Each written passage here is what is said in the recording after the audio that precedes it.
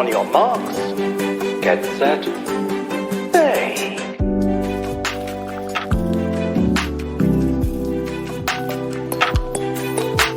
I love that.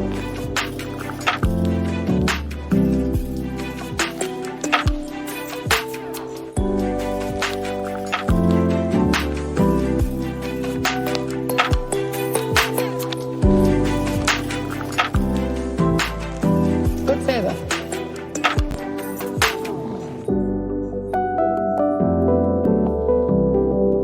That I really like.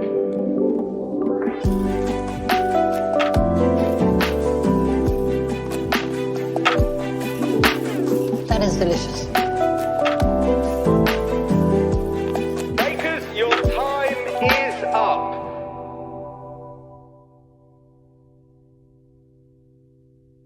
Welcome back to the tent. It's Krème Patisserie. It's a Great British Bake Off podcast hosted by me, the Internet Sarah Surf 13, and her, the Internet's Nick Jew. It's our namesake week. Indeed, it is. It's Series 16, Episode 9. It's the semi-final. It's Patisserie week, and it's a good time to be had there. And I was saying that if you watch our beginning, I noticed a cake in the beginning that looked very much like a Framboisier, which was this week's technical. And I was like, oh shit, there's a Framboisier. They really tested my gangster with these pronunciations. It was wild. But of course, the English be wilding, y'all. Our remaining bakers in the tent are Aaron from Manchester, but currently living in East London. Jasmine from Edinburgh, but living in London. Toby, who is from Sidmouth, but in Warwickshire. And Tom, who also lives in London. Because it's a vibe and we're kind of, down to so few bakers, you got enough time to enjoy a couple of stories in our news segment. If you didn't know, we have a news segment. It's called Bakers Make the World Go Round. And basically, we go dig up some news around and from the world of baking, oftentimes more bake-off centric. In this case, both of them bake-off centric. One's bake-off, one's baking show. So let's get to it. Let me click. There's a little video package we have for that. Let me go click on it. And hope nothing breaks. Bakers make the world go round.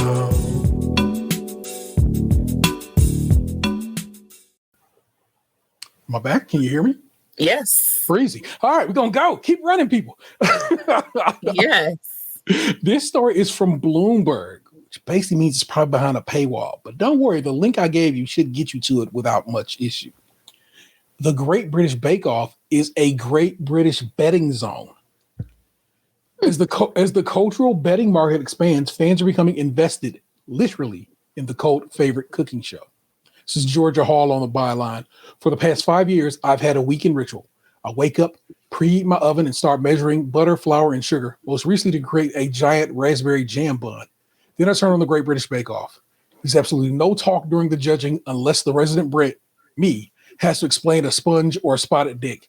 At the end of the show, there's a spirited debate between myself and friends over the best creation and the requisite praise for the perfect crumb. There's a universe of people even more invested in the show than me, though. A vast and potentially lucrative online betting market exists around the series. Betting websites offer weekly odds on everything from who will get Judge Paul Hollywood's coveted handshake, who will win each episode's technical challenge, and of course, who will eventually take home the glass cake stand trophy and flower bouquet at the finale. Bet Online, which offers odds for the show for the first time this year, recorded more than 1,000 unique bettors, double the number for any of its other entertainment betting offers on the site. The average number of unique bettors for an NFL game is around 20,000, says Josh Barton, a spokesperson for the company. That's not bad for reality TV shows. The total valuation of the bets hits 5 figures. Limits were imposed because the show is pre-recorded. BetOnline declined to share exact figures, but said the amount could reach 6 figures before the finale. A lot of the customer profiles are not playing poker or betting on sport. They're coming in it just to bet on the show that they know and love, Barton says. People have been placing wagers for thousands of years, and occasionally their bets make headlines, most recently in the NBA scandal. Over the past dozen years, the money in betting has exploded. In 2015, the market for it was $37.5 billion. is projected to hit 90 billion plus in 2025. Although sports still dominates, fans are increasingly wagering on news events and shows like Eurovision, guessing the date on which the Louvre thieves are caught, and even an active market. That's wild. Gamblers are degenerate. Okay, they're degenerate moles, so and so's, and they gotta chill with that. The only more degenerate people are what? Feet people.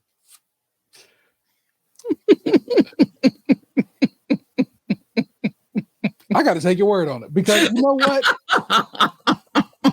I saw somebody the other day.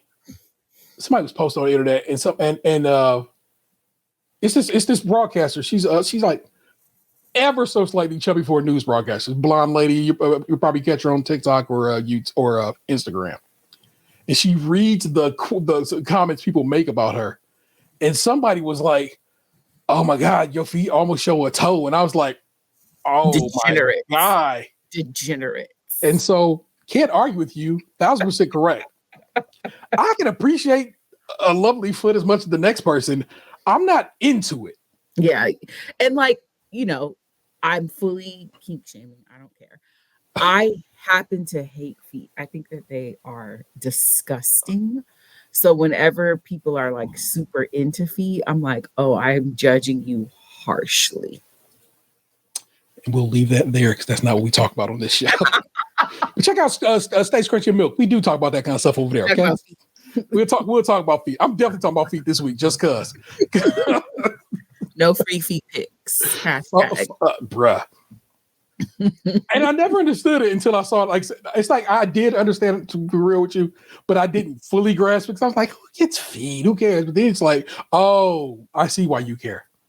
No, I am truly just being cheap. Not just you. Yes, I'm being cheap.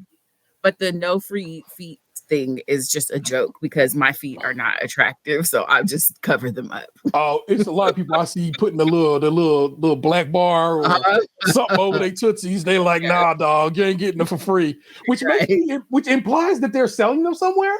Yes, it's called feetify.com. Again, this is not what we do on this show. And as things go, it's not overtly sexual. It's just one of those things where if people are into feet, they want to see feet. So there's a market for feet pics, and it's not necessarily explicit. The odds-on favorite. Several UK sites offer odds on the Great British Bake Off, including betting.co.uk, safe betting sites, gambling.com, Oddspedia, and LiveScore, to name a few options. In the US, you can place a wager on Bet Online, with momentum building around the season 16 finale airing November 4th in Britain and November 7th in America. And if you live in my house, November 5th. The buzz and the betting is only rising. Jasmine, a medical student from Edinburgh, Scotland, is the season's favorite. She's one of only 2 contestants in the show's history to earn 5-star baker titles and has a 65.2% chance of winning, according to gambling.com. Oh my God. What up? 65.2%. 62.5. No, 65.2. You had it right. Yeah. She's got a 90% chance of winning. Hey. Maths be mathing sometimes. It's reaching its viewing peak in 2020. Let's see. I want to see I want to get some numbers here for you guys. You can read the rest of the article. I actually just want to get to the numbers here. So it's Jasmine and it's Tom and it's Aaron. And Tom and Aaron are separated by basically a point, 34.8, 33.3. So, I mean, that's a point basically. So that's crazy. We can get some, and this article goes, y'all. Good gracious. Anyway, it basically sounds like our podcast live. Yeah. Put some bread on it. Also, I love that you're being shy about feet when we are discussing a show where they make balls jokes. A lot. I'll out for it. Especially this week. This week has some real a little raunchy. I was like, y'all is really making a big deal about horns? And maybe they use horn different than we do over here. Cause I'm like, I guess. I think it was just for horny. I know, but we say horny and they did not. They kept saying just horn. Because they say like Randy, I guess, but I don't. Yeah. Yeah, I didn't get the shortening of it. I'm just saying, like, maybe this show is a little It's a little Randy. a little racy. A little racy. Your other story sent to me directly by the homie Frank, who was like, when do they have time to do these? He is absolutely correct. The Great American Baking Show Celebrity Holiday is streaming. How to watch free Roku original featuring the Great British Bake Off stars Prue Leith and Paul Hollywood. This is Danica Crehan, Crehan. We'll go with that. On the byline, Great British Bake Off or The Baking Show, depending on where you live in the world. Put some respect on his name. Thank you. They did that in the article. I didn't have to do it this time. Host Paul Hollywood and Prue Leith are headed across the pond to they do not head across the pond. People you got it wrong, Danica. It goes the other way. They go across the pond. Headed across the pond to judge the newest celebrity holiday edition of the Great American Baking Show. The holiday baking special will stream on the Roku channel beginning Monday, November 3rd. Oh, you can watch this now if you want to. That's early for me. I get down with Christmas, but after Thanksgiving. Yeah, I don't yuck anybody's yum because the world is dark and full of terrors, but in the chateau, Christmas does not start until the day after Thanksgiving. Here's everything you need to know about tuning in. Happy Ending star Casey Wilson and girl star Andrew Reynolds, is that right? Reynolds, okay. Host the holiday baking special featuring the Great British Bake Off. I'm just going to do what it is. Stars Prue Leith and Paul Hollywood, who will judge the competition. The four celebrities competing for the Star Baker crown in this special edition are Baron Davis, Cherry O'Terry, Oliver Hudson, and Janelle James. Oh, yeah, because Anthony sent this to us. In the group. Okay. When does Great American Baking Show? Well, it's out. So I told you already. So go get down to get down. I didn't even watch the Halloween one yet, y'all. I have not either. I have not watched Andrew host yet. So I got to get down with that one. Because he was a baker on the one of the celebrity ones. Yeah. And this is his not audition, but he's about to be the new co-host. Yeah, he's taking over Zach. Yeah. I had to Google Oliver Hudson, and I only know him from he was on And Just Like That. Here, let me go look at this man's face. But I'm sure he was on other stuff that I just don't know. Vanessa watched And Just Like That on the other side of this wall here, so I'd be over here working on stuff, and she watched it. So I kind of heard it more than I watched it. Only on 2 episodes in the 3rd season, I want to say.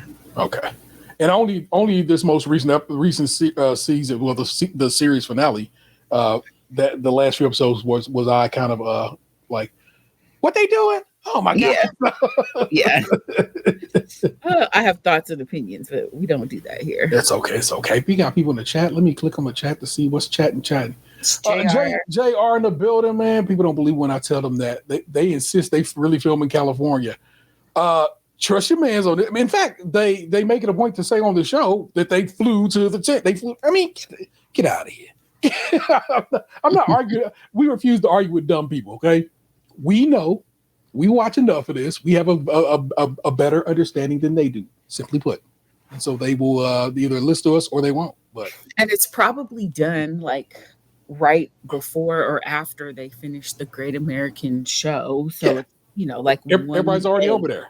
Yeah, 1 or 2 days in between that season. Yeah, that's a quickly knocked out bit of production, especially because American Style Productions, which we always discuss when discussing the American Baking Show. American Style Production is going to cram in as much as they can in as short a period of time as they can, while they have their crew over there for reality TV. No other TV seems to want to film this way anymore. Because I'll tell you right now, the fact that I have to wait years between shows for certain shows drives me a bit bad. Yeah. Or the mid-season break. Shows just came back. You're already going on break? Garbage. That's from cable. Cable started doing that, and then they was like, oh, we can do that on linear TV. I'm like, no. I don't love that. You should not be doing that. Those were your news stories. Hope you dug them. They'll be in your show notes. Links to them will be in your show notes, along with also a link to, of course, the extra slice. I hope you guys appreciate that I have been throwing that in there. It's been fun to watch that show. Pretty close to live in my house the last few weeks. That's Frank's fault for getting me back into it. I kept saying I want to watch, but I didn't want to sit here at the desk and watch it. I wanted to watch it on my TV, and guess what? I figured out how. So now I can watch it over yonder, and so that's a good thing to be good thinking about, y'all. But let's talk patisserie week. Let's do it. Up. The signature challenge is 2 batches of 6 elegantly decorated cream horns. Their horns should consist of a laminated pastry cone filled with a delectable creamy filling. Each batch should have at least 2 complimentary fillings, and they have 2 hours and 45 minutes.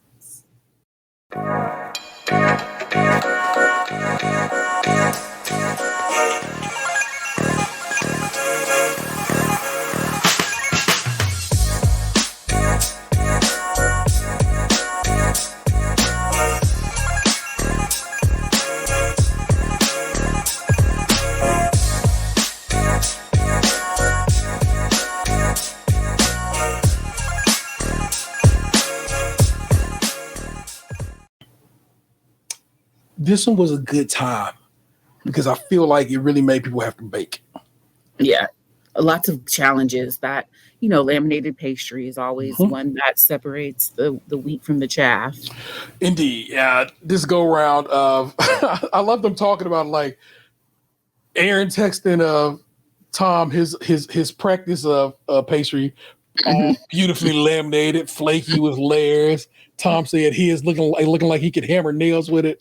And that theme would continue throughout the show. Just want you to know that. And Toby called his shot in the worst way possible. Like, at the top of the show, he was like, so it's going to be Jasmine and Aaron and Tom. There's discussion. There's going to be discussion here had in just a little bit about his performance this week. And I got some questions. But let's begin with Jasmine, who's going for maca, as they call it, but mocha as we call it. And mocha sounds so much better than maca for whatever. Maca does not sound. It feels weird on my tongue. It makes you think something's going to taste funky. Mocha. It's just the easiest thing. Mocha and the raspberry pistachio cream horns. White chocolate and pistachio ganache will be a white chocolate and pistachio ganache will surround a wait a minute, I got that right? Raspberry and creme diplomat. Yeah, I guess I do. And so it's going to be a white chocolate pistachio ganache center surrounded by a raspberry creme diplomat.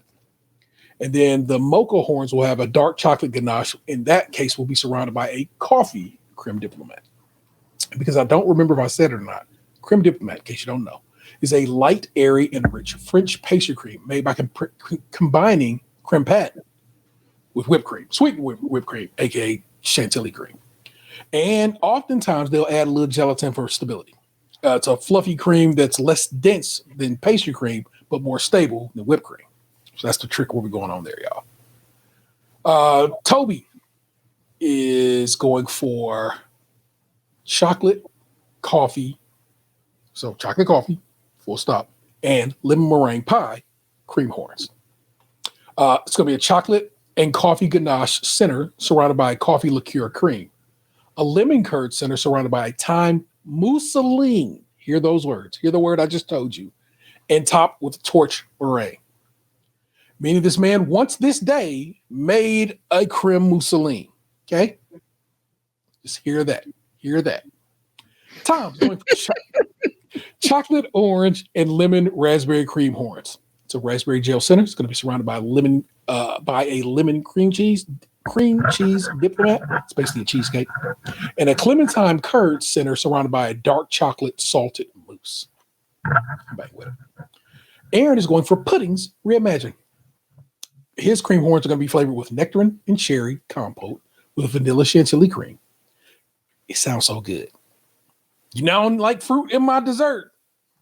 But I'm just trying to imagine those two flavors together. Here's the deal. I don't have a lot of fruit favorites in my life. But cherry, nectarines, I bang with both of them, the long and the short way. And I'm just trying to decide if I would want them together. Hanging out, being neighborly, can't call it. But also with a vanilla chantilly cream.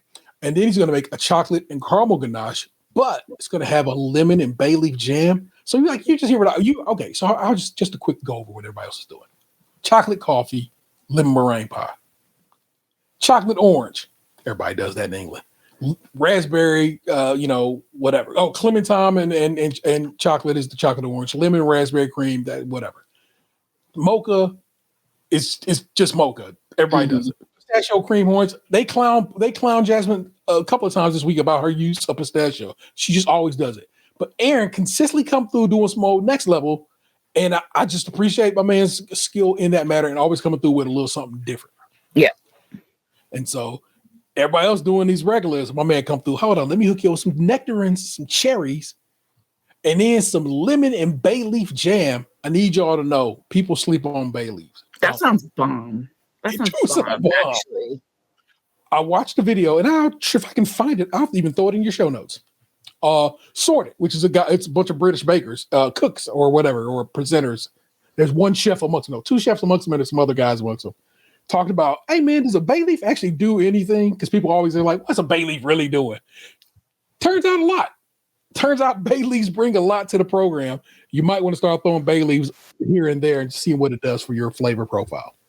Respect it. Let's judge their output. Toby's up top. They like the look of them. Concerned with the color. Now, I need you to read this to you, but you have to picture Allison close up on Paul, kind of near his head, saying, "Yeah, get your chops around that, horn." And like Toby's sitting there, like shocked.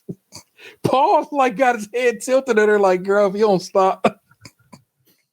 Allison is the best, and I love her. She had me cracking up this week. Yeah, she was out there, y'all. You can see the lamination, but also you can see where it hasn't baked enough. Mm-hmm. There's a bit of rawness at the bottom and a lot of butter loss.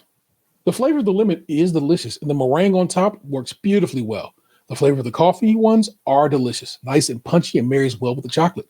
But the texture of the horn is too hard because the butter leaked out, because you got to try to keep that pastry cold. Right. For that butter to do what it's supposed to do.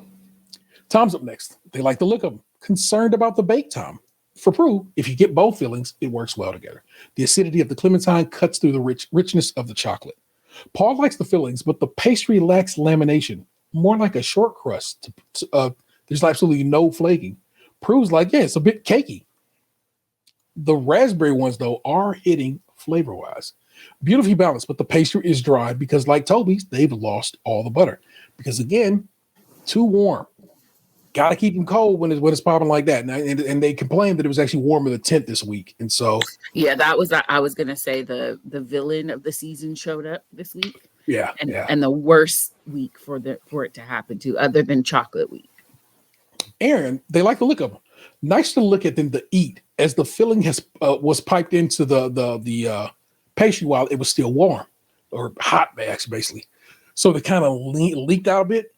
But the caramel and the lemon horns are very good. The caramel and the citrus work well together. Prue said she'd rather look at them than eat them, and it's because it did look like diarrhea. Yes. Really good pastry with proper lamination and baked right through. Great job. As for the fruit ones, for Prue, the cherry and the nectarine are good flavors that don't work well together. Paul, though, says he likes it because he says the nectarine kind of sits in the back as more of a note, and the cherries up front, which works for him. The pastry is good on these as well. Well done. So Aaron did, of course, this is what it was. It was the baking. The baking is what we looking at here. Right. And guess what? Bake the heck out of those things. Yep. Jasmine's bringing up the rear here. They look lovely, interesting, and neat. A nice flake on the pastry. Lovely, strong coffee flavor. Simply delicious. Lovely lamination, and it tastes great.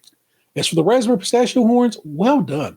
A really good balance of flavors. The raspberry is great. The pistachio is terrific. And the pastry is nicely baked. And they look pretty. Just all around good news for Jasmine.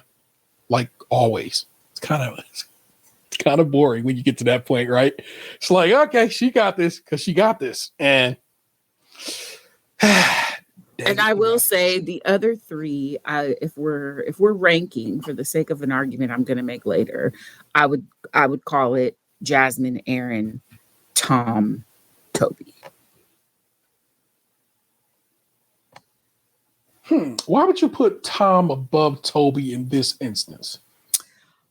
Because the issues that they had with Toby's was on the bake, Yeah, right? And what was the issues with Tom? the bake. It was a short crust, not flaky at all, and hard. Because I thought that they said Toby's was under and there was no lamination. Toby's they can see the lamination, but they can also see where it hasn't been baked enough. Okay, so I'll flip them. Yeah.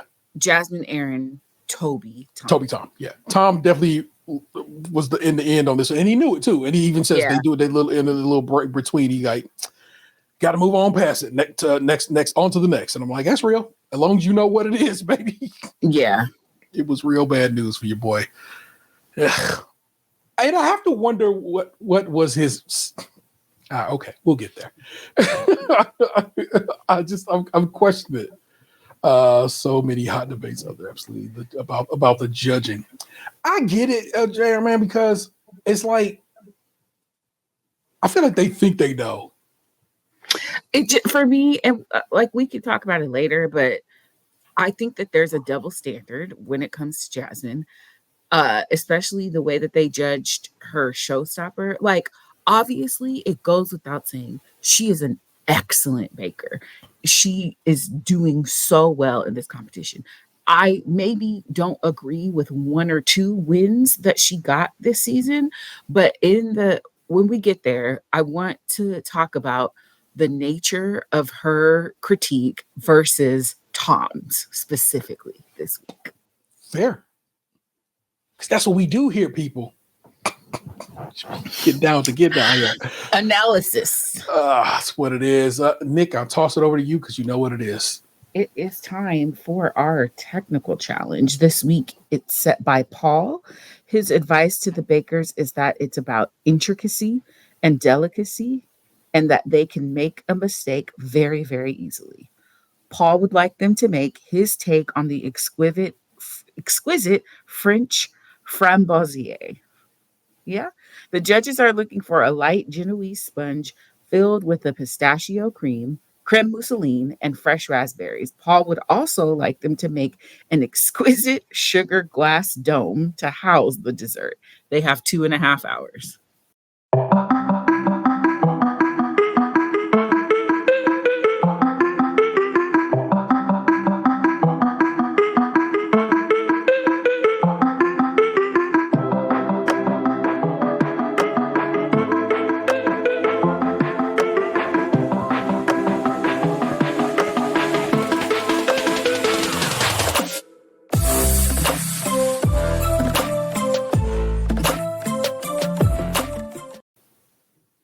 Nick Jude, don't be getting all British and saying Genoese. I had to say Genoese because the other words were already beating my ass. So I'm like, I'm just going to pronounce it the way they pronounced it. Genois. And what is it? A Framboisier? Yeah, you had that. Framboisier. Boisier. Yeah. Framboisier. I love Genoese. I hate it. It drives me insane because I know it's Genois, and I'm like, the Brits and they hatred of the French until they don't. Until somebody say croissant instead of croissant. Yeah. No, this is the only thing I'm giving them. I love it so much. It reminds me of like a name. If we didn't have dreams of if we ever one day have a dog again, of naming them of what the heck are we gonna name the dog? We said we're gonna get a Scotty dog and name him Haggis. Oh, Haggis. But Genoese or Genois would be a fun name for it's the French name I love, Genevieve, but you have to pronounce it with the French pronunciation. Genevieve. I love it. Yeah. I have some Genevieve in my family. I absolutely love Genevieve. And then what was I watching recently? And I found out Eugene. Oh, I was playing a video game, Claire Expedition 33. It's a very French game. And they were like, oh, Jean for Eugene. And I was like, oh yeah, that's fire. Oh, it's like Henri. There's so many wonderful French pronunciations. Yeah, I say my man's kid is Henry, and I say Henri whenever I'm discussing him. Yeah. So that's what's up. I had a good time with this technical in that it was it was wild to watch, is what it was. I have to say I give Toby a world of credit for putting something on the table, because I would have thrown mine in the trash and went right on back to the hotel. No, man. It's I love that. I love that for him. So I'm gonna give it up to my man Toby on that. You know what it is? I guess they had to make a framboise. I guess I can tell you about what's going on there. You know what I'm saying? Nick just kind of explained it to you, but basically you gotta take the sponge, slice that bad boy in half.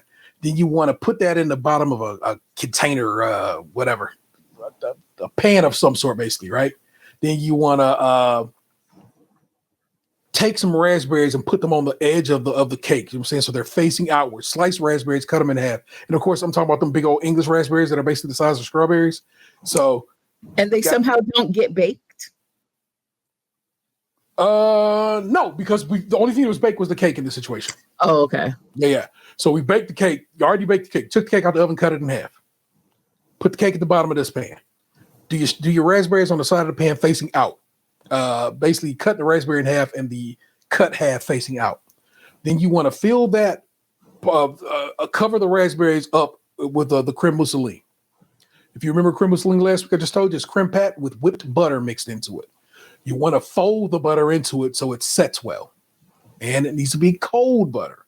We're getting some going on here. There we go. Okay. Then you take the other piece of other slice, the other top half of the cake, whatever, slap that on top of that. And on top of that, you want to put it was a sheet of fondant. And then they wanted a fondant rose on top of that. Okay. And then they wanted a glass sugar dome on top of the rose. So the rose is underneath a glass sugar dome. And you do a little pipe work around the dome on top of the cake. Okay. You got an idea what this is looking like now. Okay. And 3 people pulled off the basic look of it, and Toby did not. Because Toby was like, I don't even care what this butter's doing. It'll be fine. But what I just told you, Toby made one challenge back in the same day. He just made a mousseline. He just made a mousseline. He knows how to make a mousseline, clearly. What made him just, on this time around, just like, Did you see friend of the show, Chris Stefanski, posted that he had kind of done a similar thing too? His most recent Instagram post, I think. Yeah. I was giving him flashbacks to the tent because he also had a leaky cake. And because he said he had made a mousseline so many times, but he knew it as like German buttercream or something. Yeah. And the pressure of the tent just, he got the what do they call it? The zips. The yips. Yeah, word up. Let me look up my man Steph because he has a very specific. Robert, I do enjoy Robert. I also like A Bear. Are we doing French names in the chat? Listen, my whole family are people with American names, but we call them by a French pronunciation. Indeed, that tent does get up in people's and yes, Frank, full show. This challenge was something. Where is Chris's post? Here it is. Nope, not that one. He posted a couple days ago. I don't know if it's his most recent at this point. Instagram be showing me stuff from 8 days ago. 6 weeks back. I saw it. Like I said, when him basically saying how it was giving them flashbacks. But worry not. If you follow Chris, you saw it. Or if you didn't, don't worry. Instagram will serve it to you someday. So this is the process. We've laid out what they're supposed to do. And, I guess now we should judge them. Jasmine's up first. Looks quite neat. The mousseline's decent. The sponge looks okay. Well, where's the sugar dome? But it's well baked and it's delicious. No sugar dome. No sugar dome. Not even an attempt at a sugar dome. 3 attempts at a sugar dome, but none that made it to the table. Right. But you're right. Toby. And blew it off like it was nothing. A major element of the challenge. They were like, It's fine. It is. The reason I know it was fine this go around is because Toby's was so bad, y'all. Word. One didn't cut the cake in two, so Prue's like, wait, ain't there supposed to be 2 layers? And Paul's like, just come on, baby. That's not what we gonna focus on here. Because my larger point is that they just didn't even say anything to her. For sure. It. That's for all. sure. But Toby put it on the table, y'all. Ooh. Was a single genoise, single sponge, not cut in two. His mousseline never even came close to setting up. So it was just running all over the cake stand. Meaning everything else was just covered in mousseline runoff. The little fondant top was just sliding off the lid. The flour state kind of was positioned. It kind of was like, I'm here, baby. The cake was so little. I thought it melted. I was like, what happened to the cake? So then, so bad for him. Of course, Prue goes ahead and tastes that bad boy. It does a little like, ooh, that's baby. She said it was good. It's so good. And it's like, if you put that all in a bowl, it's a trifle, and a very good trifle at that. And what's his name? Gonna say he should have put the glass dome and poured it in there, made it in there. No.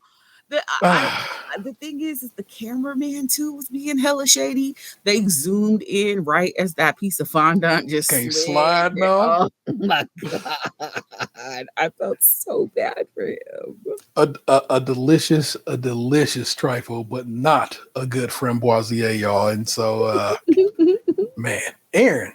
Oh, hey, the mousseline is. If you look at Aaron's is leaking when he brings it out, right? It's kind of on or whatever too, right? It's there. You have the general look up. You can see the raspberries on the side. It's decorated on top. It does have a glass dome, but boy, howdy, it was foggy. It was foggy and not very domey, and but it was there. It was present. So put some respect on it. The mousseline is split, but there is a sugar dome, an absolutely awful one, but. But the only one that made it to the judging table. So that's why that's from my notes. Mm-hmm. It's nice flavor. The mousseline is the problem. That's just what they say about it. Tom brings up the rear here. Looks pretty decent. The sponge is nice and thick. The mousseline is good. It's a nice cake. Alas, no sugar dome. A harsher critique of his no sugar dome. Hey, I mean, they noted. They did say, but where's the sugar dome? They did ask the question. They just didn't go any further than that. So let's rank them. Of course, Toby, they just say it's a bit of a disaster. My God, on today. How many times have we told y'all? The technical doesn't count until it does. And this is the day that it does. Aaron. Because there was like barely any cake too. So like the baking part didn't even make it. It was bad. Aaron, the issue with the mousseline, but you did have a sugar dome. So they did note it. Props. Tom, it's a really nice cake. Full stop. Jasmine, excellent. Loads of raspberry, neat on the outside. The mousseline was nice in shape. And nothing mentioned about the sugar dome. Nothing. Unless it got dropped in the edit. And I guess we can allow for that, but still. Nothing said. Only time it got mentioned was in the beginning when it was like, when they were first, eating it, and it was like, man, ain't no sugar dome. And they had a bit of like, hey, dang, ain't no sugar dome. So they were kind of like salty about it. Until they found out it was hers. Well, no, because they don't find out until after they judged it. They judged already. At that point, it was judged. Right. But the second comments, when people raise their hand, they go, they didn't say, where's your sugar dome? Yeah, you're right. Respect it. That was a hell of a technical, y'all. My God. Probably one of the most challenging technicals they've done this entire go round. And I was very impressed with it. And not impressed with the output so much. Actually, was kind of like, but I'm also not the kind of guy, I don't know. Yeah, I think I'd eat that. I'd give it a go. I'd try slice. Yeah, there's every element of that. Sounds like something I would want to try. Yeah, so for sure. Or the trifle version thereof. Yeah. So. Oh, am I disturbing you? I'm so very sorry. Had to step away. Hey, Mom, I'm feeling a little better. What's good?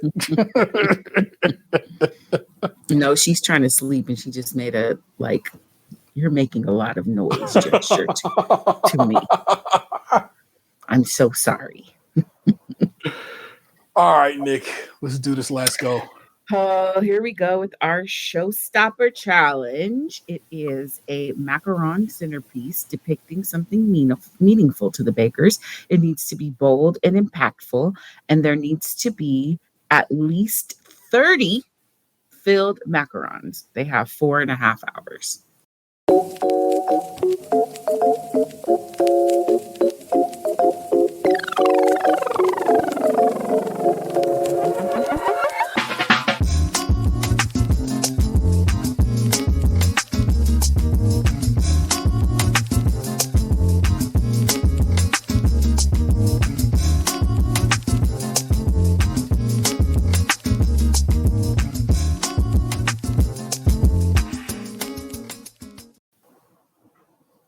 Very good. Very good. Okay, y'all. Nick Jew, were you show stopped this week? Yeah. How show stop was you on a scale of 1 to 10? Where were you show stopping at?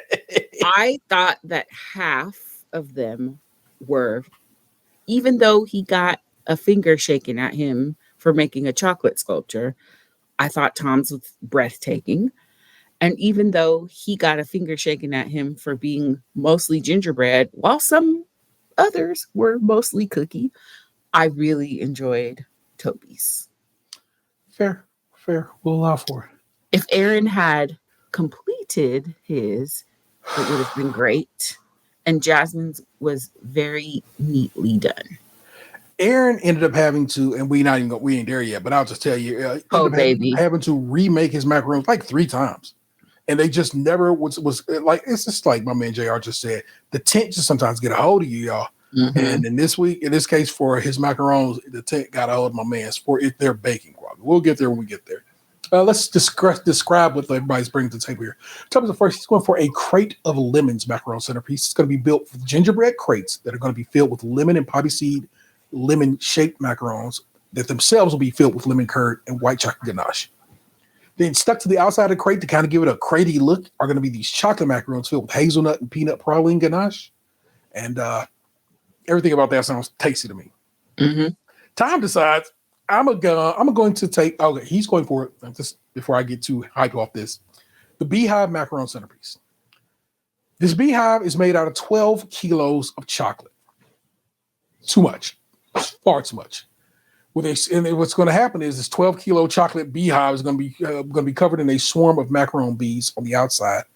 Some of those macarons will be filled with mango ganache with a lemon and mango sauce, and the others are going to be salted dark chocolate ganache and sour cherry gel. Jazz is going for a Christmas tree macaron centerpiece. It's going to be a gingerbread Christmas tree decorated with macaron ornaments filled with raspberry and dark chocolate ganache. And then the gingerbread itself is covered with unfilled macarons, so the whole thing is a macaron tree. You know what I'm saying? Mm-hmm. And that's basically kind of what Toby was aiming to do. I just don't think he made himself enough macarons to be like, these is all filled macarons. I wish he would have go ahead and made a bunch of flat ones just to cover the rest of the box. The back of the box. I just don't feel like anybody had 30.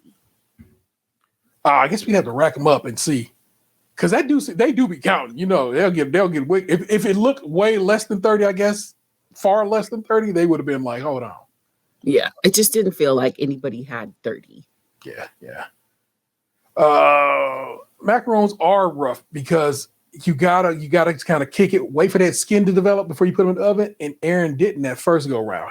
I feel like had he waited a little longer, let that skin develop, he wouldn't have been in the condition he was in that he had to remake those a couple of times. Because then he's rushing. And then he doesn't have the opportunity to wait for the skin to develop and just has to end up putting out such material. You know what I'm saying? Poor thing. And yeah, for sure. But, you know, yeah. Aaron, okay, is going for a sloth macaron centerpiece inspired by his boyfriend, who he says looks like a sloth when he's like kind of napping on the couch. It's just kind of adorable. It's going to be built from a sugar cookie and a Rice Krispie treats. That's your base, right? And then you cover all of that in macarons with 3 different fillings: What I just told you earlier about Aaron and his flavors. He be trying stuff, and I think I know that's his, not necessarily his saving grace, because I don't think he was ever really in trouble this week. I think that is, but I do think that is, it gives him his little tip of the hat, you know?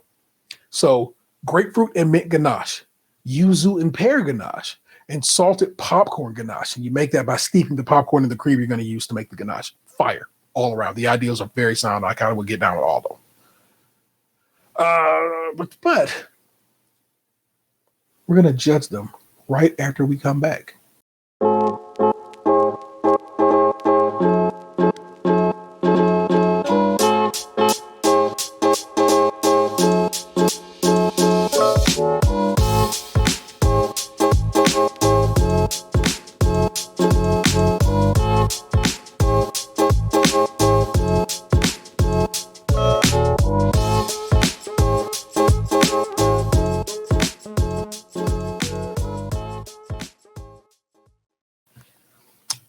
So, judgment. Jasmine is up front. And again, like I said, she's just, she was so lights out this week. It was kind of like, I just didn't care. I just did not care. I was like, Jesus Christ, Jasmine. So just crushing it. Jasmine needs a pen. Nice dome on the light color macarons. Not so much on the dark pink ones, but all smooth and extremely neat. Prue likes that all the surfaces are covered in macaron. It looks lovely. But how do they taste? The white macarons filled with dark chocolate are perfect for Prue.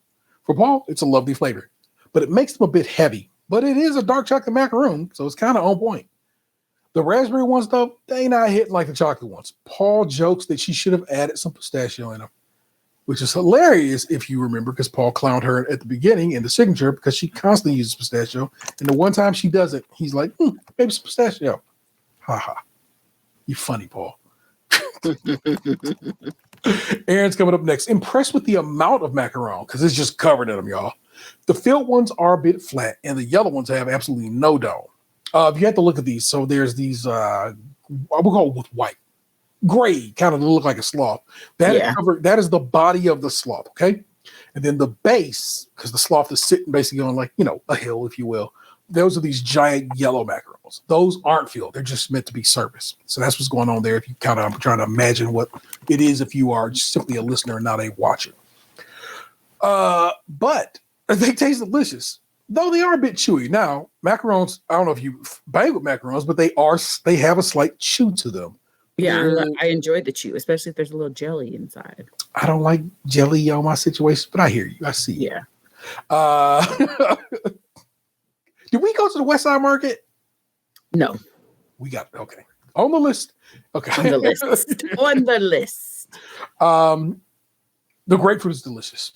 They're just not your best macarons. Paul likes the flavors, but the standard of the macaron is simply not as expected. It was here that I was so nervous that I literally felt myself getting hot, and I had to go look up and see if my man made it. I was so freaked out by it. So I had to go ahead and ruin the surprise myself, and I normally don't. I normally am pretty good about making it. I could not this go around. I had to go look. The thing is that though they always love his flavors. Yes. And if he doesn't just completely crap the bed, it's enough to get him by. And I think that obviously it wasn't the neatest thing, but with the exception of not having a full face and some of the back not being covered, it wasn't a bad looking little For thing. sure. It's just his some of his feet weren't right on some of them. The others he didn't really get no dome on, but other people had some imperfections as well. So it wasn't egregious. Exactly. Even Jasmine got critiques. Yeah. Toby, very clever. That's a lot of gingerbread.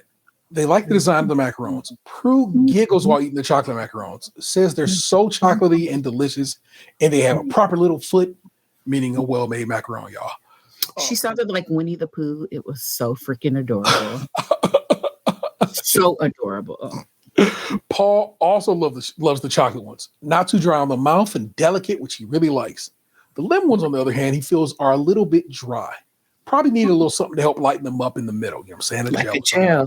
Yeah. The chocolate ones, though, are extremely flavored, and therefore the lemon ones come off as mildly flavored to Prue. They appreciate the Macaron lemon sign because he made a full sign that basically that says lemons because it's a crate of lemons. Basically, imagine a crate of lemons being sold at a farmer's market. And so the sign that says lemons is a full Macaron sign that I was like, I know they better point that out. And for whatever reason, I thought they hadn't pointed it out. But then when I rewatched it, clearly they did. I was like, how did I miss that the first time? It's probably playing Monopoly. Anyway, so you got to be focused, y'all. And they really liked it. And they thought the pipe work of his meringues in general were really good because he made these lemons, you know what I'm saying? They look like lemons. It's really well done. They appreciate the overall, they think the construction is excellent and very neat. Good job.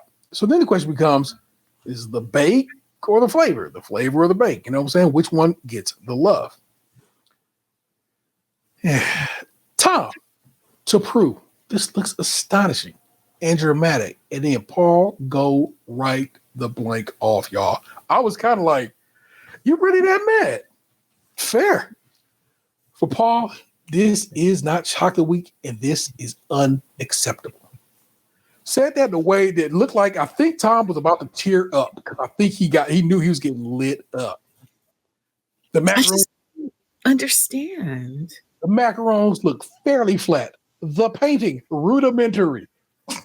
And the main thing he's looking at is this, and he touches the hive instead of the macarons during Macaron week. Like I've never seen Paul light somebody up so like this before, y'all. Ever.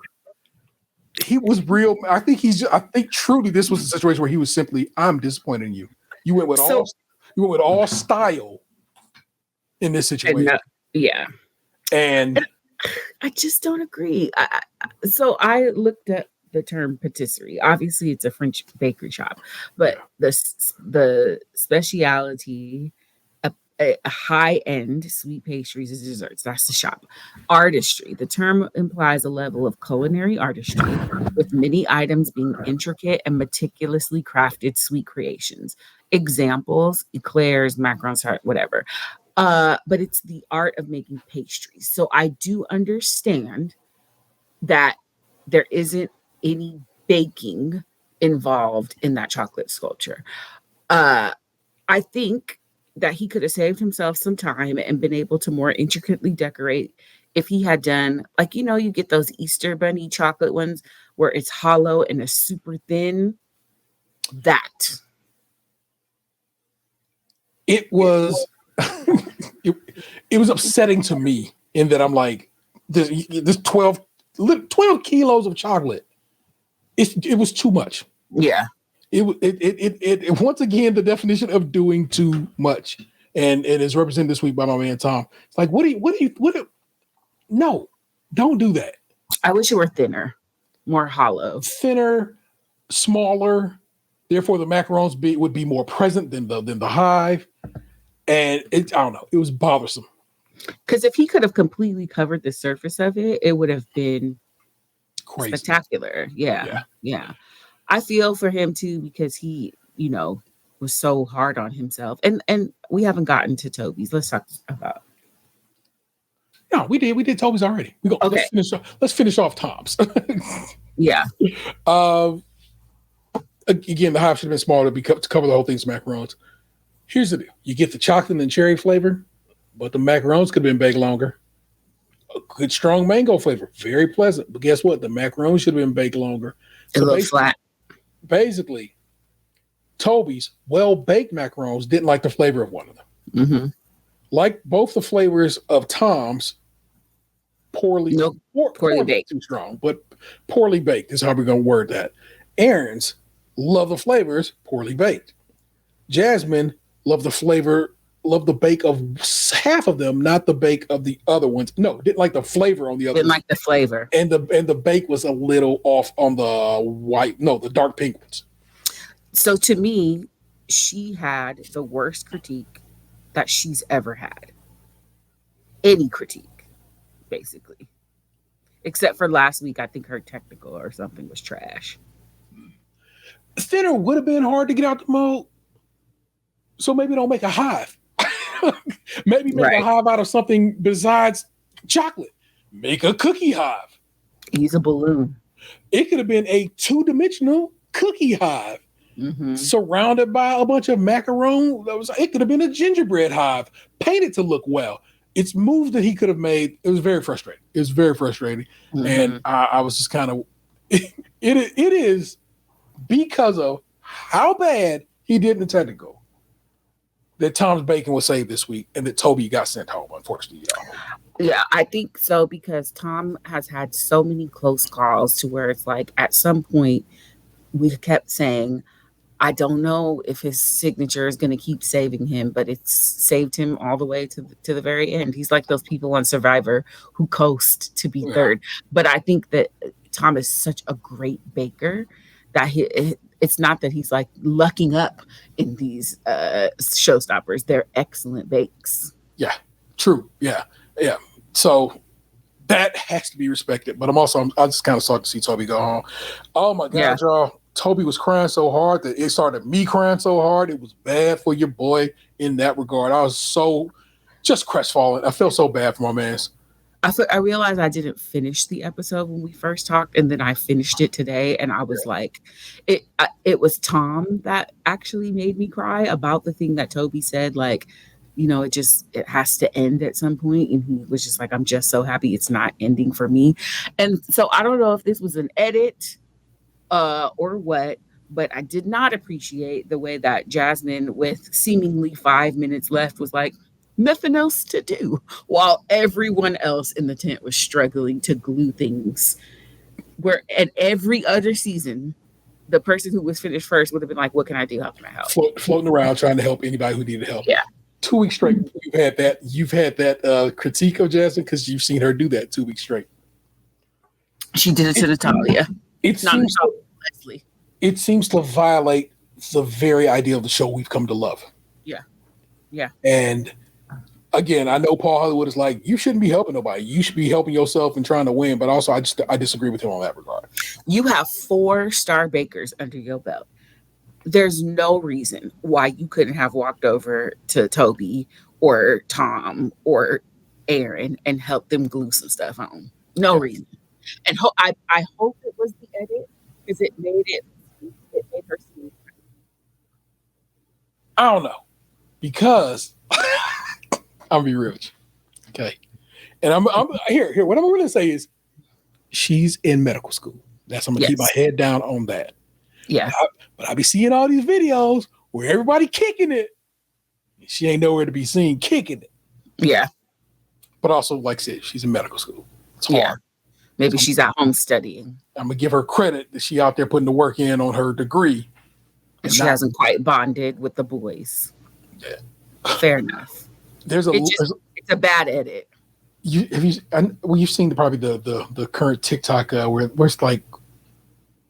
it's like that 4 Non-Blondes, What's Going On, mixed with some other song. I don't know the other song. Bees in the Trap. Yeah. Edit, sorry. And it was Tom and then Leslie, and I love Leslie so much. I love Leslie too. I love that these two have a relationship, which you knew in the tent. If you watched them in the tent, they definitely had a thing going on. So she's only 23, but she was there for Aaron's birthday as well. Me and JR said, okay, respect it. I don't know about the 23 thing though. I'm just saying this is the second time the edit has shown her being like, oh damn, sucks for you. Yeah. Actually, the third, if you remember the time that she casually was like, oh, your caramel turning. I'm not gonna help, but I'm just gonna tell you. Yo, man, I smell your caramel burning, my guy. You wanna? Yeah. I'll let you, man. Right. But that is something. I'm not running over to pull somebody's food off the eye, because they might have something going. She said it has turned. Well, hey, heads up, my guy. Yeah. Next week is the finale. Happened tonight as we record this here, and so there is a winner that has been crowned. I'll probably find that out. I might go and look at my sources and see if it's available this night, and if it is, I might watch that here in a few. And because I like knowing. Now, normally you can join us live in the chat every Tuesday around 8:30 p.m. Eastern Standard on YouTube, or Eastern Daylight. Huh. I don't know which one it is. Hey, Eastern. YouTube or Twitch, your choice. Make sure make sure to both comment, subscribe, and also give us that thumbs up over on YouTube. It helps push us out to the algorithm, and more people can see us, and then we get more people following us. We start doing things, and then T can figure out things like how to add links in the show notes on YouTube, because guess what? That's something that comes with more people watching. They don't just give you that. So more people watching and having more hours of people viewing gives you extra things you can do on YouTube, which kind of kick butt. So I want you to know I'm kind of happy about that. So now if you go to YouTube, it's not a bit of a chore. And in fact, now I just have a copy paste for it. But it means you can get the links to everything I'm always linking in the Spotify notes are available on YouTube as well, including where to go get, go watch that Extra Slice episode that comes out on Friday. Just beware, okay?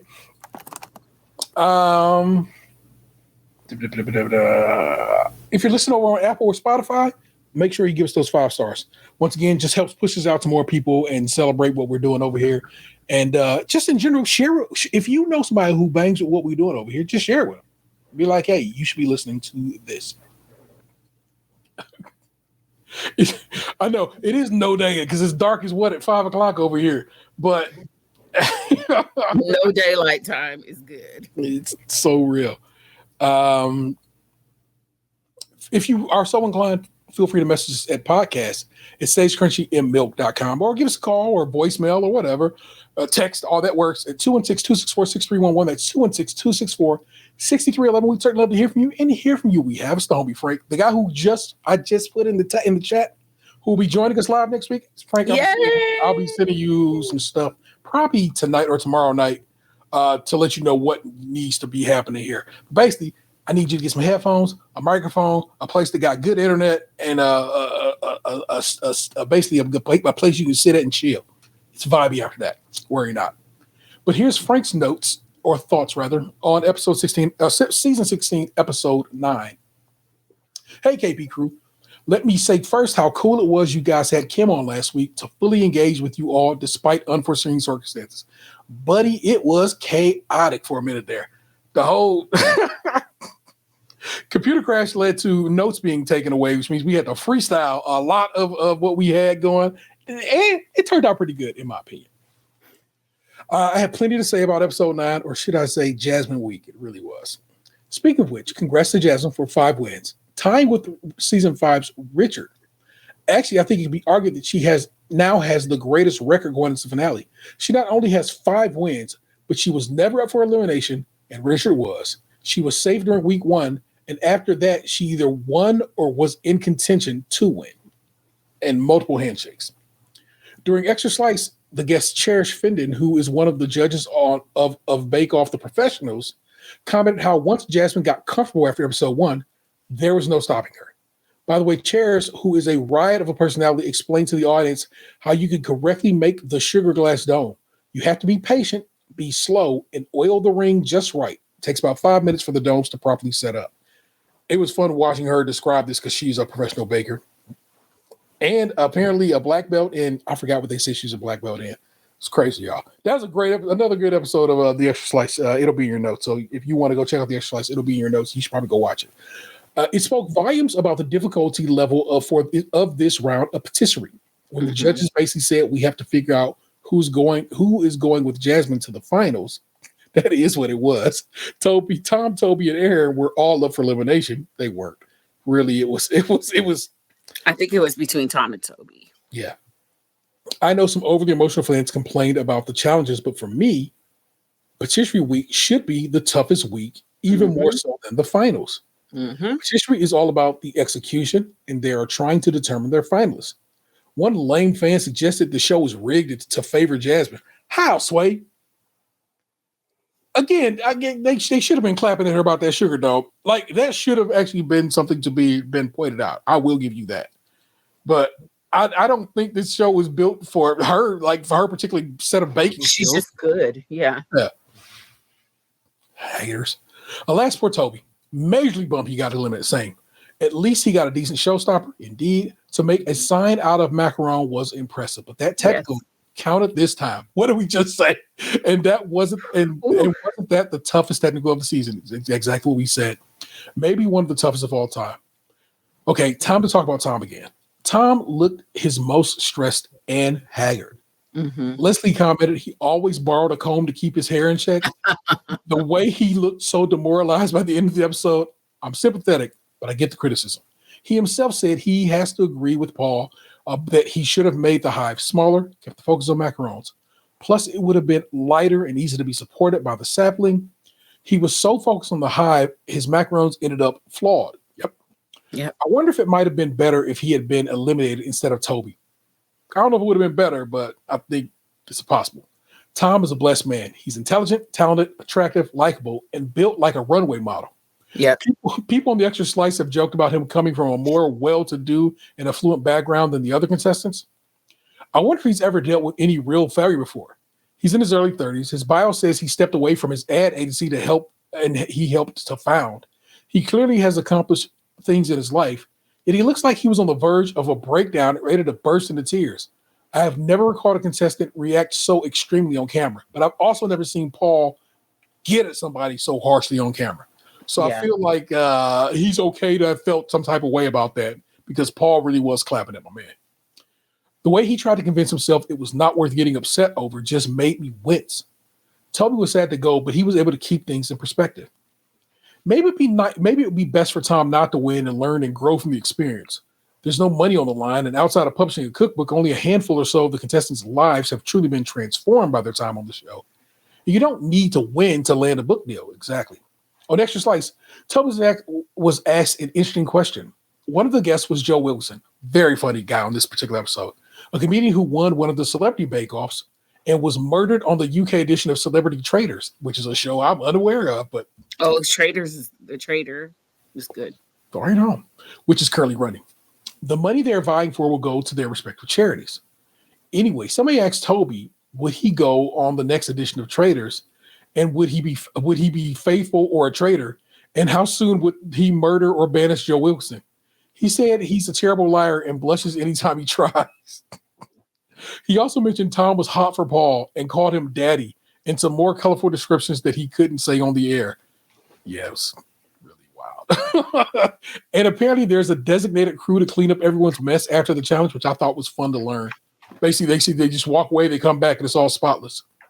There was a noteworthy cake from the studio audience. Two people, Odette and Keith, brought a red velvet cake shaped like a couch with them sitting on it and watching Bake Off.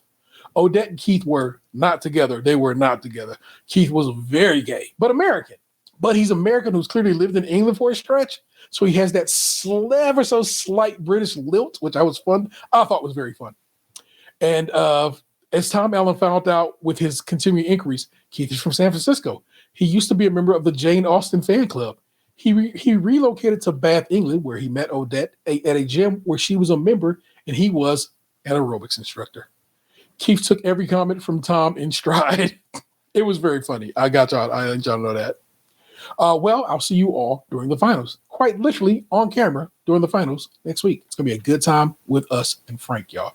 I'll be going to wrap it all up. I guess my only little bit of pushback on that, Frank, is that I feel like as a gay man, I'm sure he has experienced some, just a wee bit of something. But as a white gay man, we know he's more privileged than most, for sure.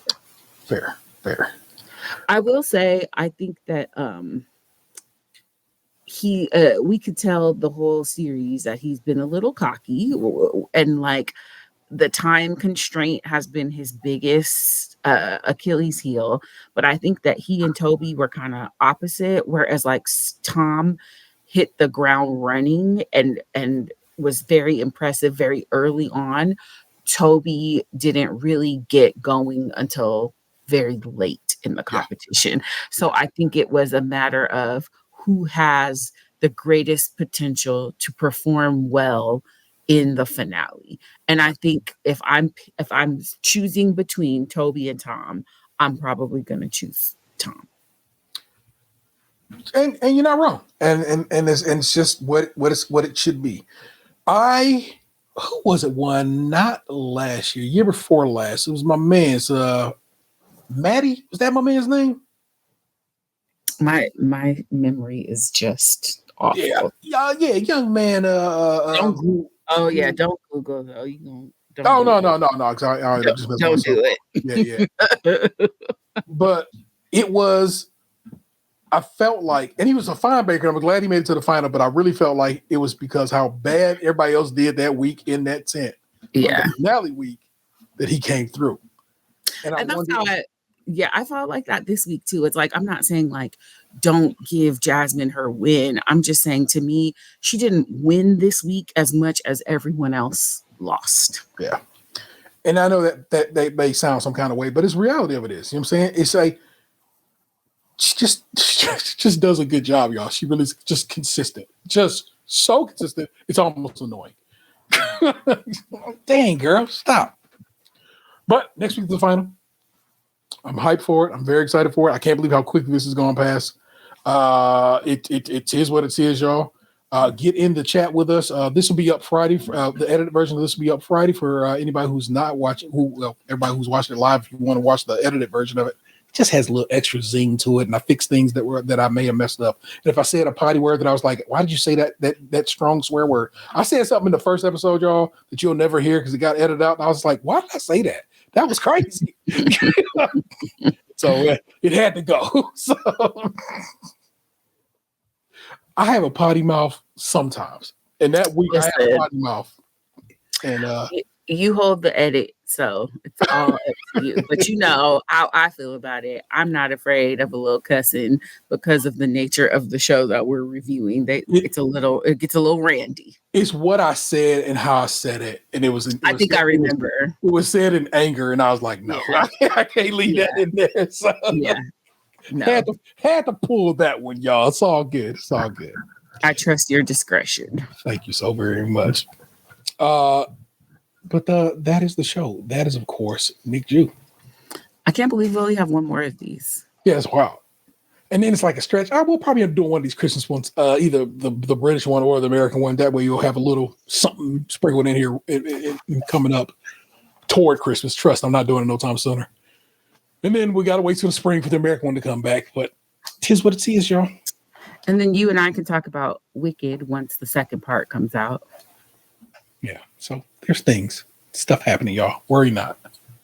Anyway, that's Enters Nick Jew. Bye. She's in the show notes. You can find her just go look in the notes. If you want to click on that name there, it'll take you to one of her social medias, that whatever I put in the notes. I think it's Blue Sky on YouTube right now is what I have. Mm-hmm. So there you go.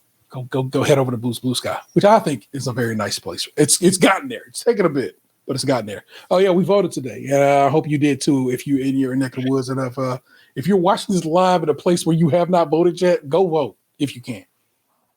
We didn't get to vote today, unfortunately. We'll talk about it here shortly, y'all. I am the Interceptor 713. Bake with us again next time.